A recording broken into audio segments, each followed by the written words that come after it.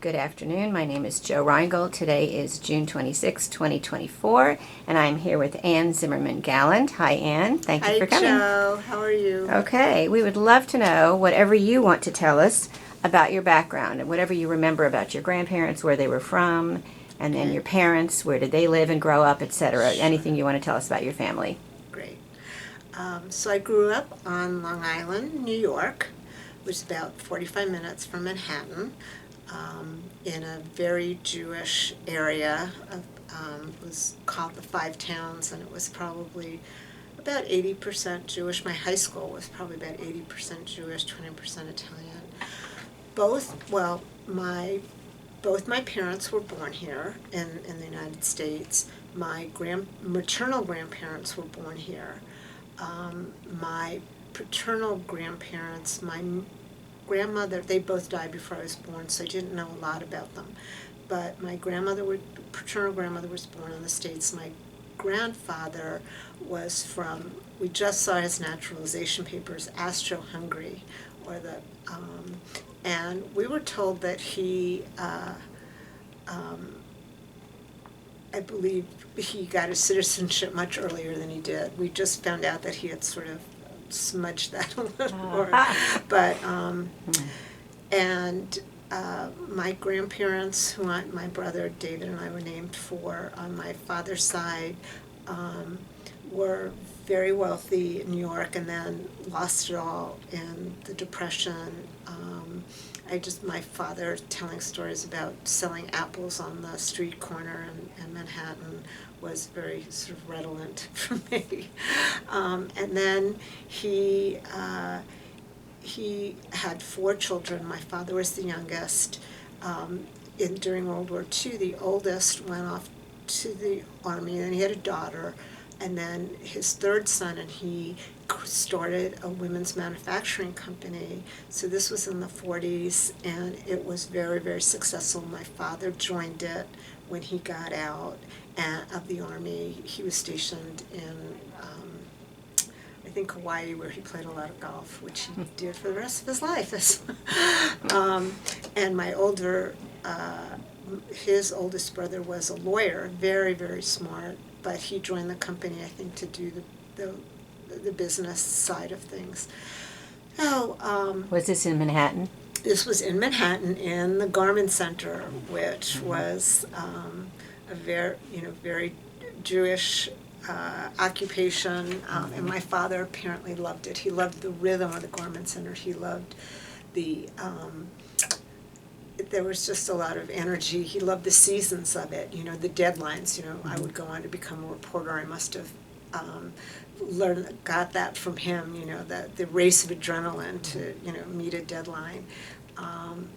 And so they manufactured inexpensive women's suits that sold at places, I don't know if you have them here in Dallas, called Robert Hall.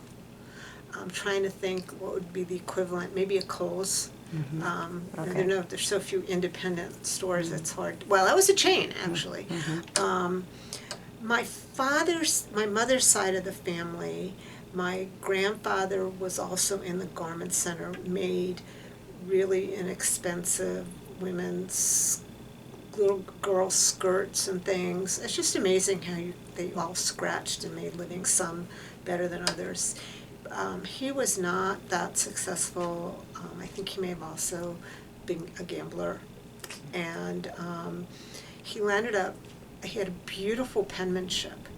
And he spent, from my earliest days until late in his life, as a calligrapher. He wrote the addresses for weddings and bar mitzvahs, and did things for the White House. Wow. And I don't think anybody else in the family got any of that ability. Certainly I didn't. And growing up, I had 2 older brothers. My middle brother passed about 6 years ago. He was 63 at the time, I think.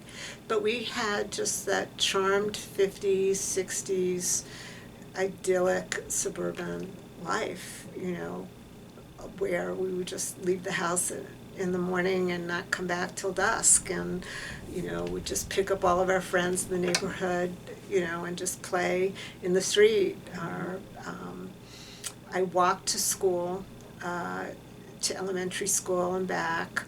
I used to come home for lunch even sometimes, and it was, and I went to Jewish summer camp in the summer. I grew up Reform.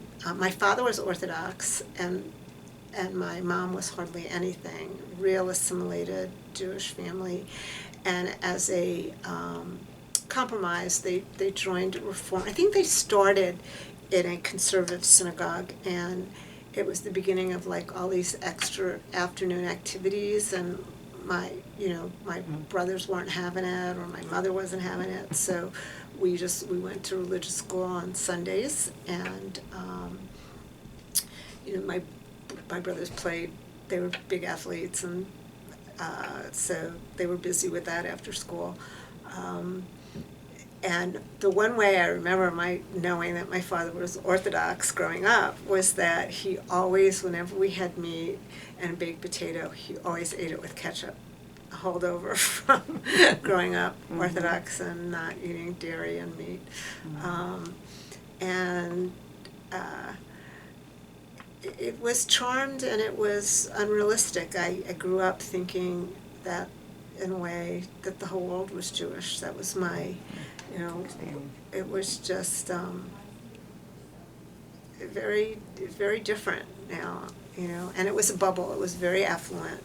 I liken it to sort of a Jewish university park with parts of Highland Park, and there was some really great wealth, but there was, just really upper middle class, want for nothing, and Were the you there? schools. Were you there all the way through high school? Yes, Same place? I was, and then I graduated and went to school in Pennsylvania. I went to Lehigh. I was the 4th class of women, and they told me, I remember entering that there were 7 guys for every girl.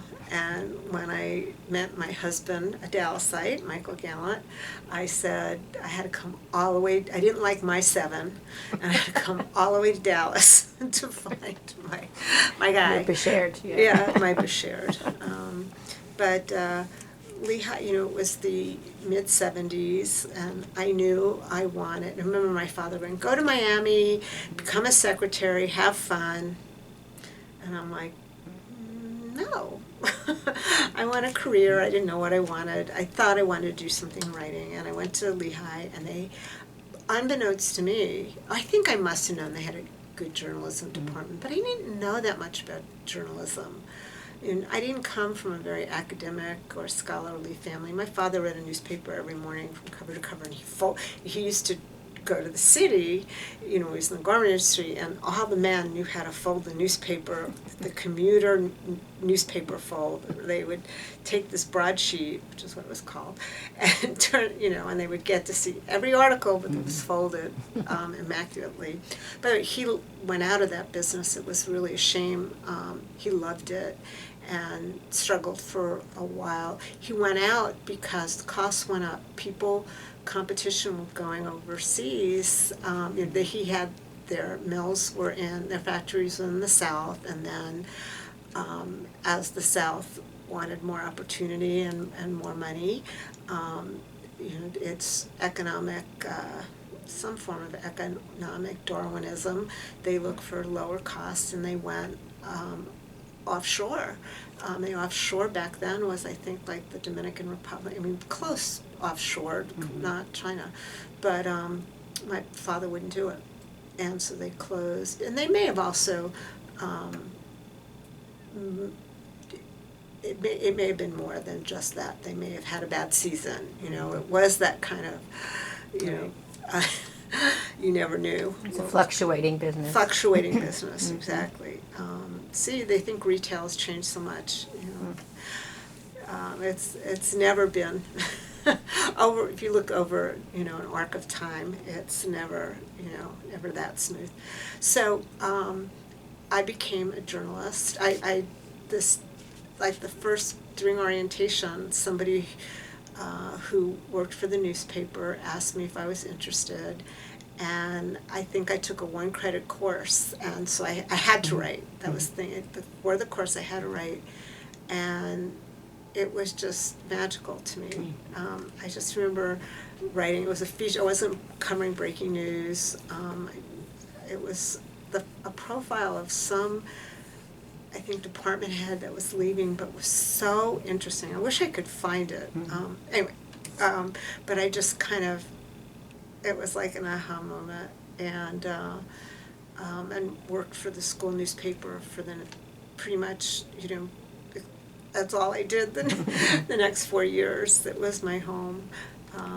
And it turned out that the paper turned out really great journalists who, even though it wasn't like Syracuse and Northwestern were known for journalism, Lehigh was not. But my editor at the time was a gentleman who was 2 or 3 years ahead of me when I started. His name was Marty Barron. He went on to run the Boston Globe during the priest molestation scandal, and the series won Pulitzer. It was became a movie called Spotlight. He then went on to the Washington Post under Jeff Bezos, and was just one of the most respected journalists. And I thought, how lucky to have somebody that gifted in my formative years. I'm not sure I ever had as great an editor again. So, and journalism really was what took me to Dallas. I worked in Washington, D.C. for a magazine like City Magazine right after college. I had an internship in Philly one summer, and it was so much fun. Journalism brought you into all these different worlds. I was very curious. I was adventurous. And so it just checked a lot of those boxes. And I worked in Washington for 4 years. But a magazine is a hard place to land as your first job unless you're just, especially in D.C., and I wanted to get newspaper experience, and that's how I had done some freelancing for the Dallas Times-Herald, and they were in the middle of a big newspaper war, the last big newspaper war in this country. People remember newspapers. They were these folded anyway.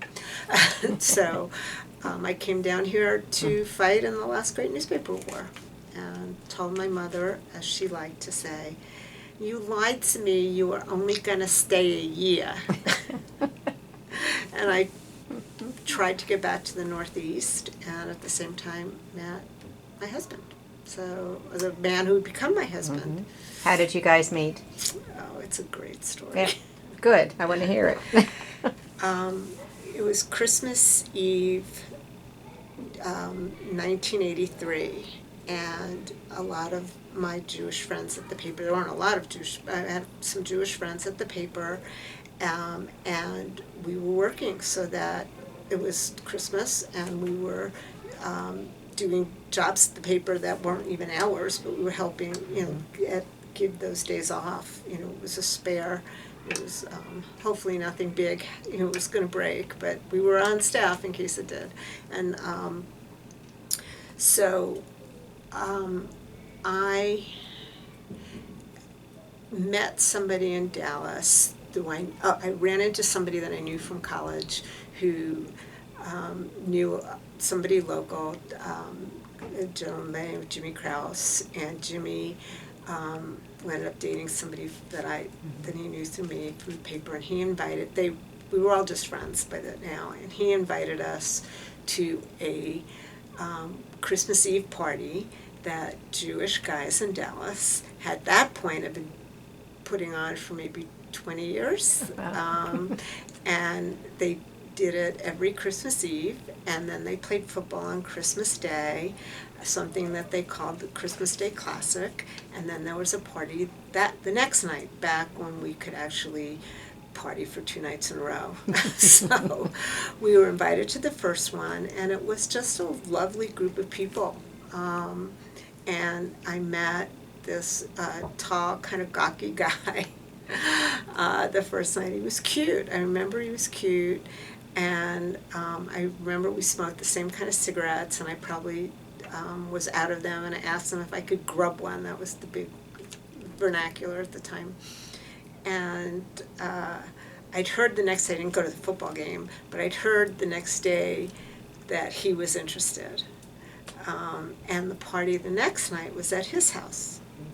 And I walked into his house. He lived in this cute little gingerbready house down on the M streets, and he had a golden retriever and a fire in the fireplace. And I walked in, and he was so cute, and I knew I was never going to leave. And I'm like, oh, damn it. This is not what I had planned. You know, I had planned to go back to my roots, my home.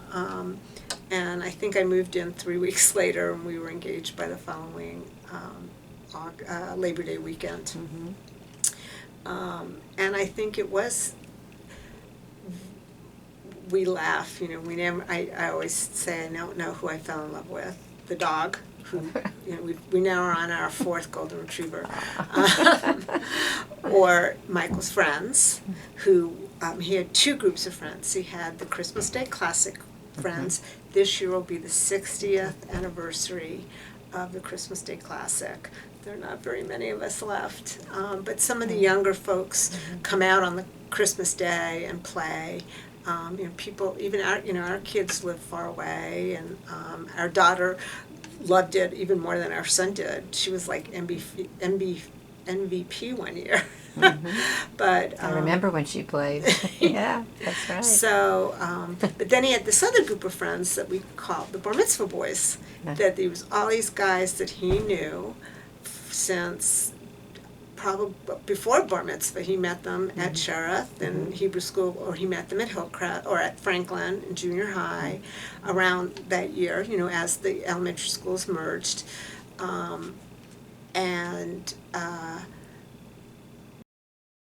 That night too, he kind of merged.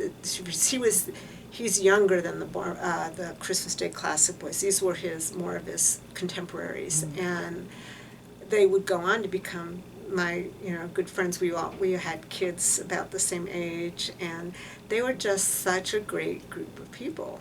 And I guess they accepted you right away. Pretty much. Yep. Pretty much. Yeah. And so that's how I got here, and that's why I stayed. And I went on to have other really good journalism jobs. From here, I was worried, you know, that I was going to be stuck in sort of the backwater, even though the Times-Herald was a good paper. And I went on to work 3 weeks before the Herald folded.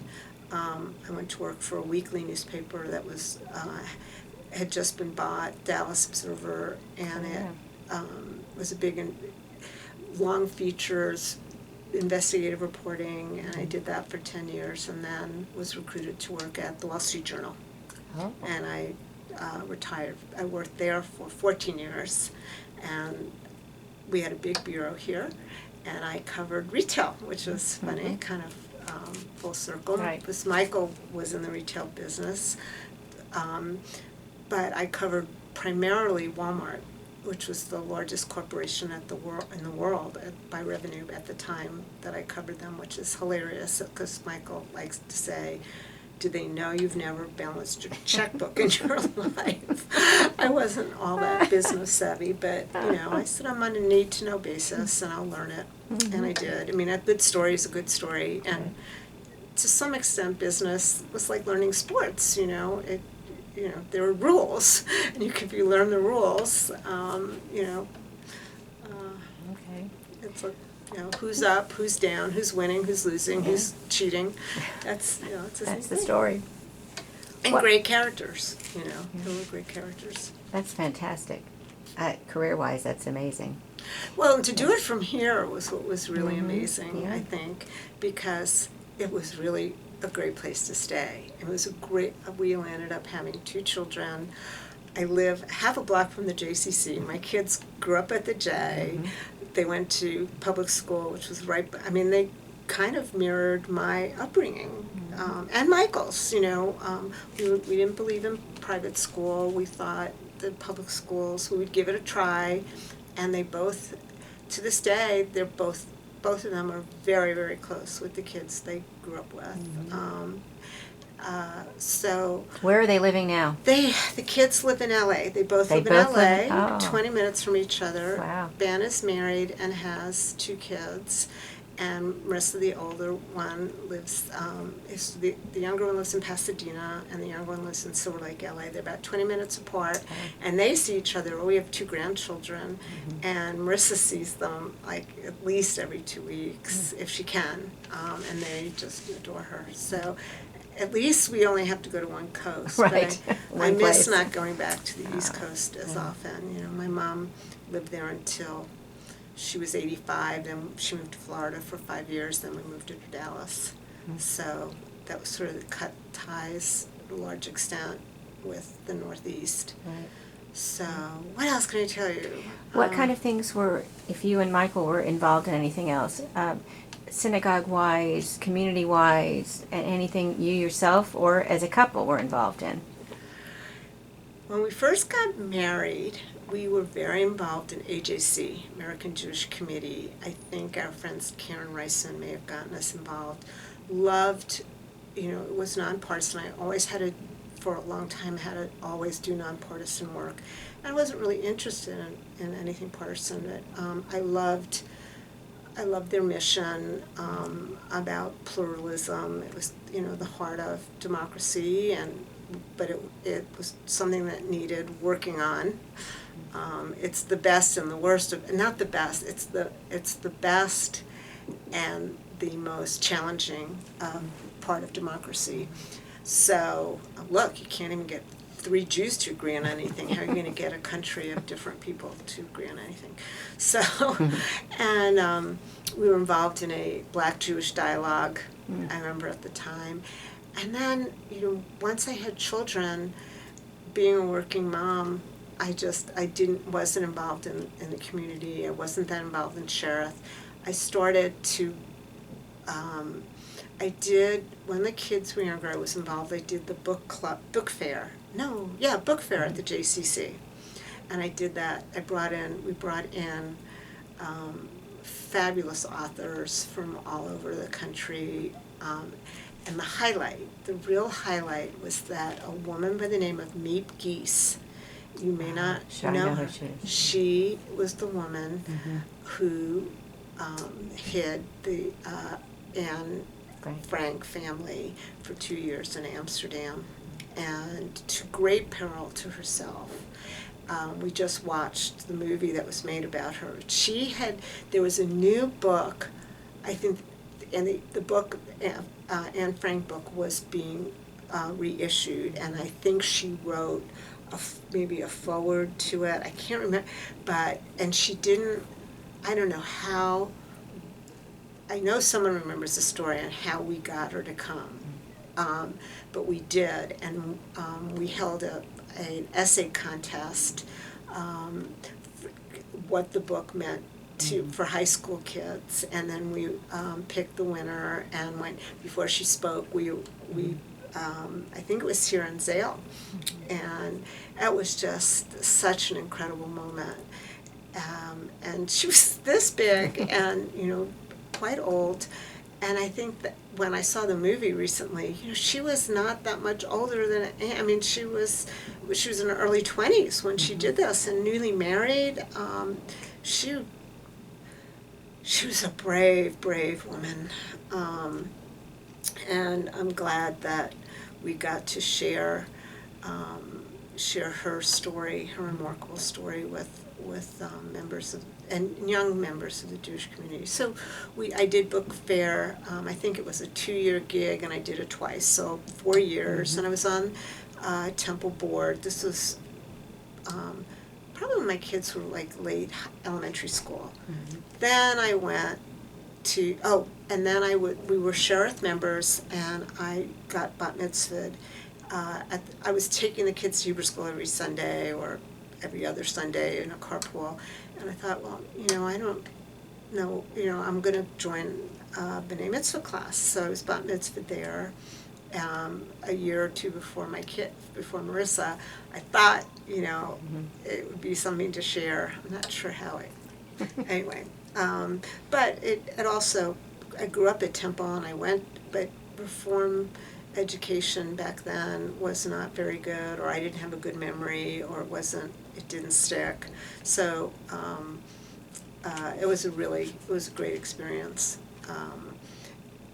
So the kids were bat mitzvah there. Then about that time, I think it was right around Ben's bar mitzvah. No, it was right after Marissa's bat mitzvah in 2000. I got hired by the Journal, and that was like going to graduate school, and it was so demanding, and I mean I just had to learn so much, and so I took a hiatus from being involved in the community. I did other things at Temple. I remember doing a program for Shavuos when we stayed up all night and just learned, and it wouldn't be for until I probably retired in 2014 that everybody was interested in getting involved. I started a company doing research for hedge funds, and I'm trying to think the community things back then. I joined a book club, but it was politics that I started to get into heavily, and some of it was nonpartisan, registering students to vote. Texas makes it very difficult to register to vote, so I got involved with League of Women Voters and at the community colleges. Then I got involved in campaigns,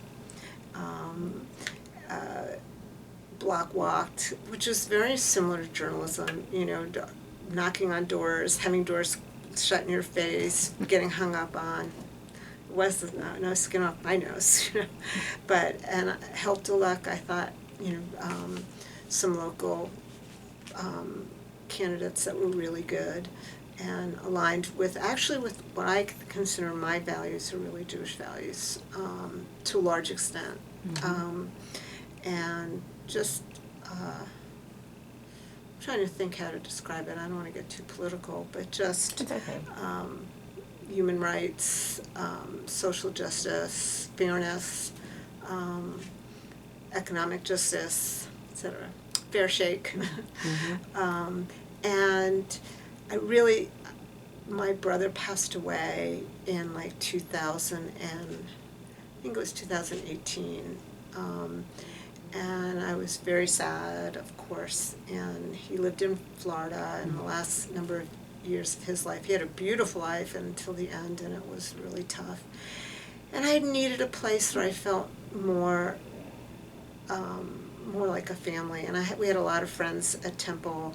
I actually knew Temple. I had done a profile of Shelley Zimmerman when I was at the Dallas Observer. I mean, I just always had somewhat connections there. My bosses at the Observer, my two editors were Jewish, my bureau chiefs, mm-hmm. and one went on to be the president of Temple Emmanuel. So by then I had some real, connections. Just felt connected there.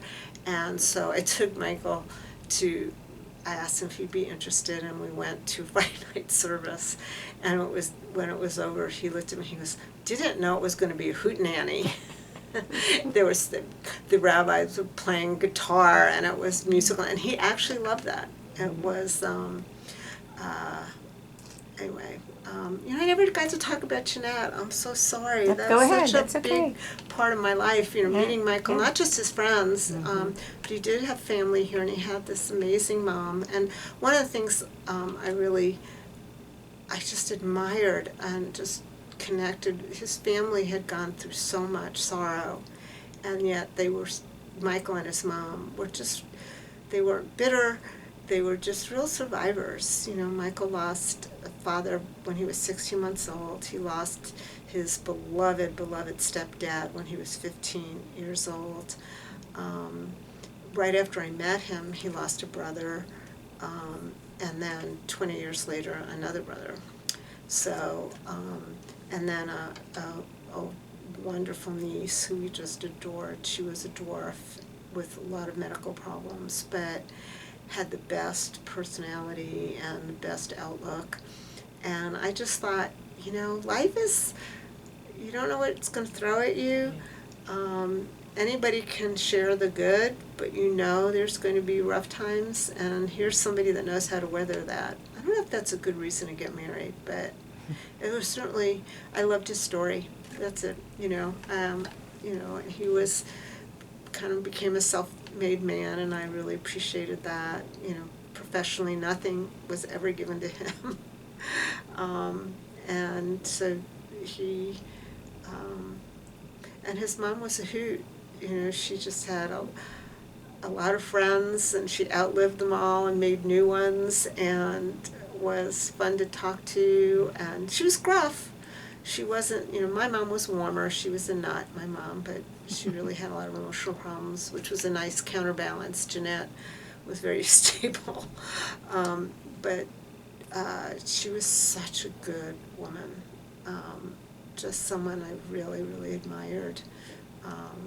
And so...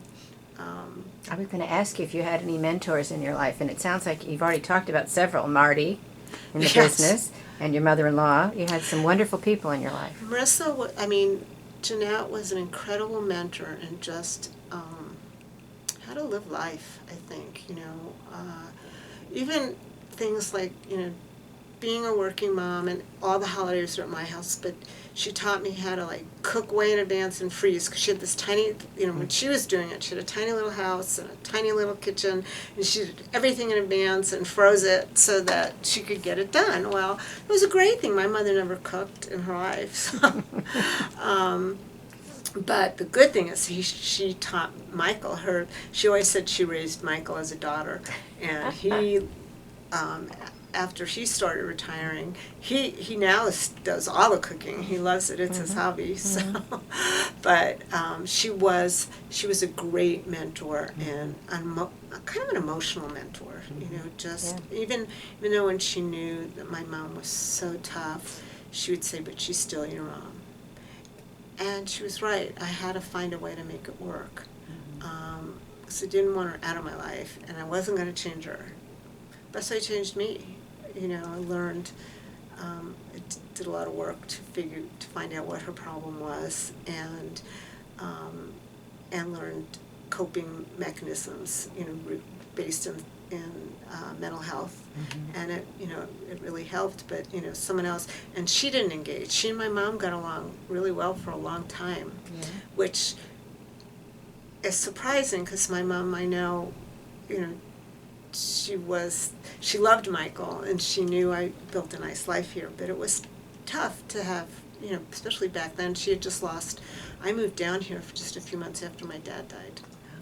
So that was really hard, but I think on some intuitive level we all knew this was the right thing, because if I'd gone back to the Northeast, I would have been picking up the pieces of my mother and my brother.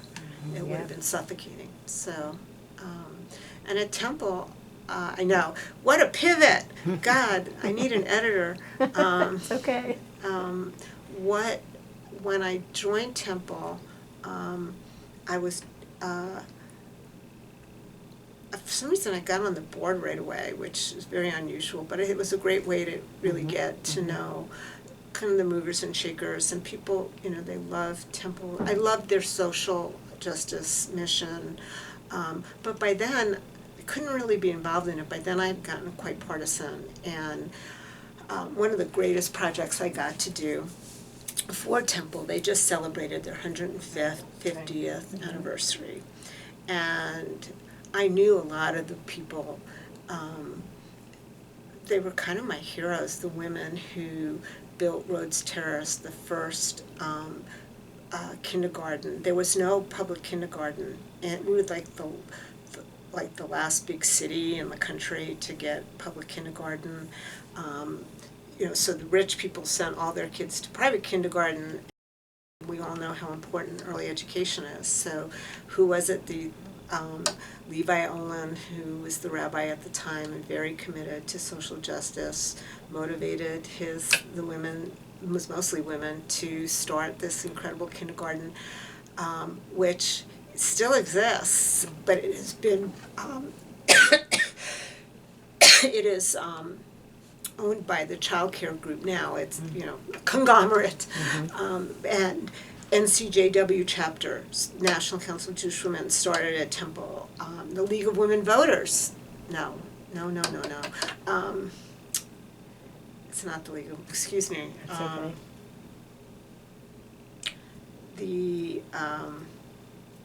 God, I wrote all of this, I can't even remember.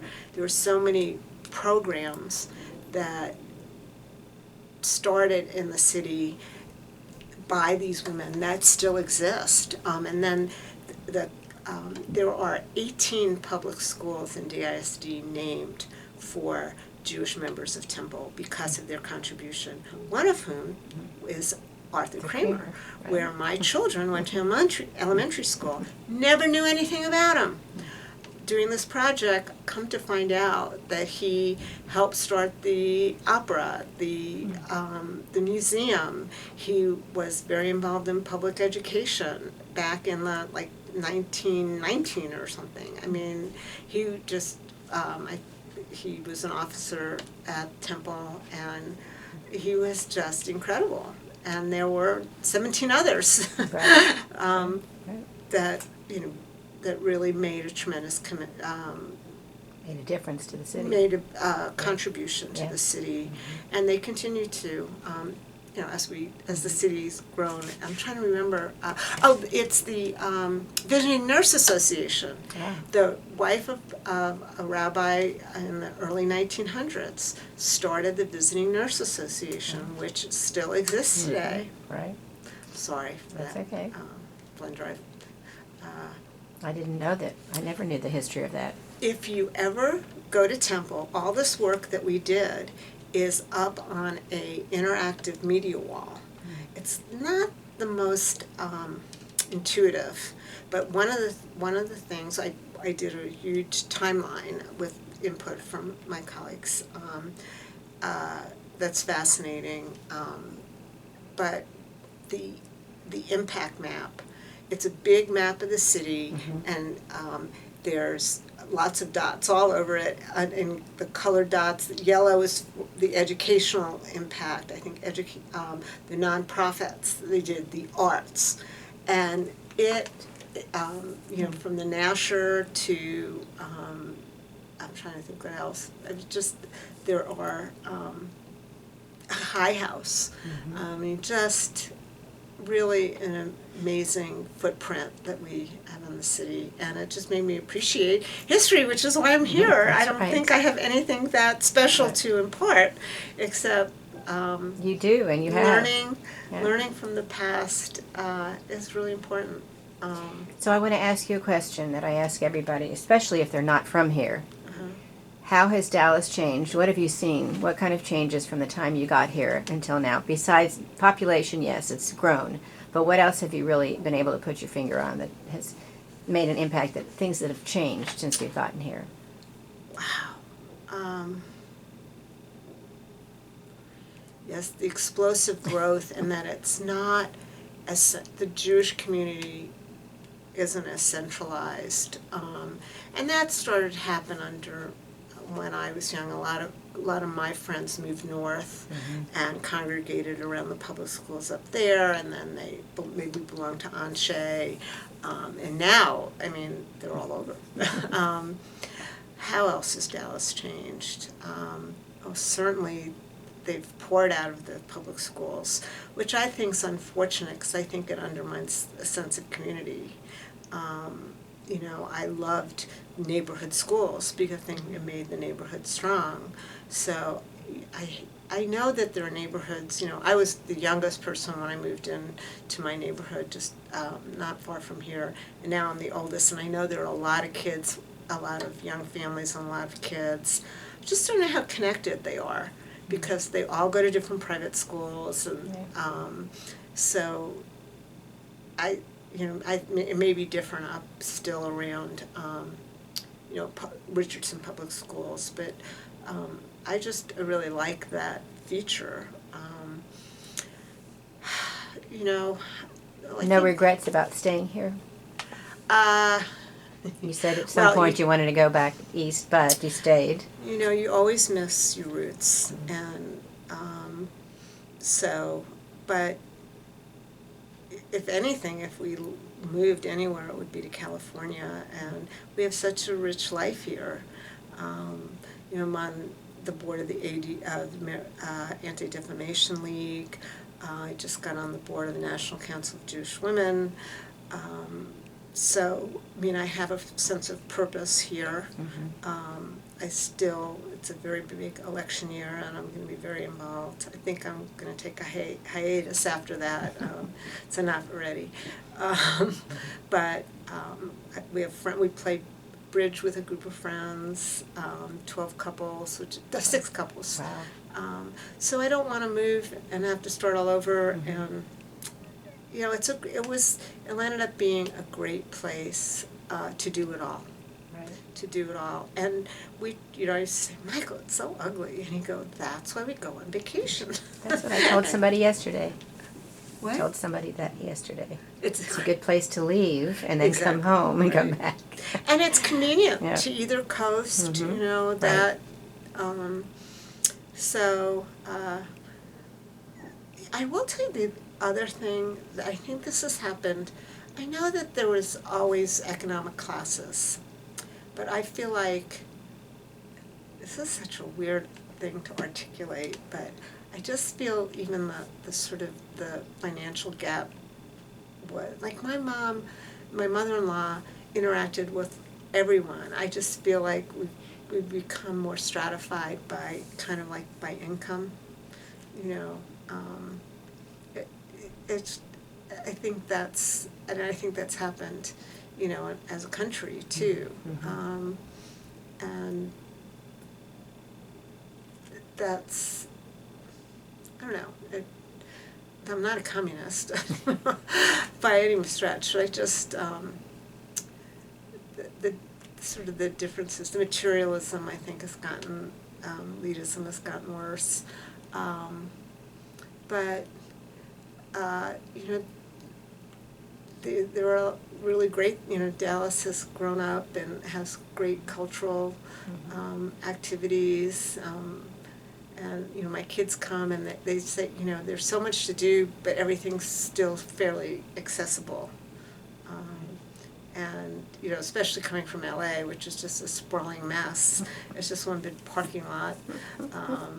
Except they live in Pasadena, so that's it's a great little community, although, they go to the beach, but they make a day of it, so they're not that caught in traffic. So,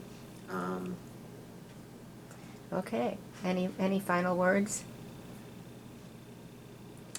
It's been wonderful talking with you. Absolutely wonderful. Really? Really? Right. Well, at least somebody listened. I always Michael's listen. heard all my stories. It's okay. It's all right. I appreciate you being here. Sure. Thank you. Oh my God.